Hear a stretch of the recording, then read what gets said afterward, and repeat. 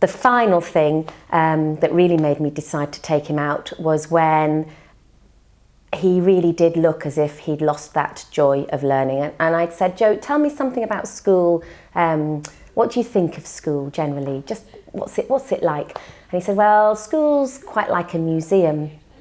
And he was always very interested in everything, Joe. We used to go to a lot of museums before he went to school, and he was interested in books and animals, and he watched documentaries. And so it was funny that he thought being interested in school being like a museum wasn't a great thing. And I said, oh, Joe, but you really like museums. He said, yes, I do. But school is like a museum full of sloths.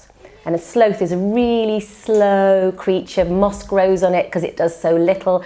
And I suddenly saw really clearly what school was like from his perspective. A little boy who was really interested in the world, who was very physical, really liked to engage with the world in a very physical way.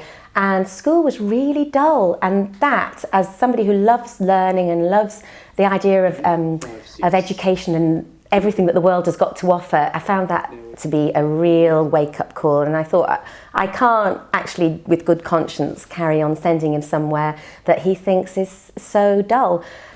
So I decided that we would just take him out of school for a short time until he was old enough to maybe take what school had to offer. And I made the decision very suddenly one day when he said he didn't want to go to school. I just said, I'll tell you what, don't bother. And I said, you don't need to go to school today or tomorrow. And then he said, next week? I said, no, you don't need to go back next week. And he said, what about next year? I said, not if you don't want to. And he obviously didn't know that that was possible. And he said, oh, that's great. Okay. And then he told me the next day, he said, I've had a think, and I think I'll go back to school when I'm 7. And then a few days later, he said, Mum, I've thought again, I think I'm going to go back to school when I'm 70.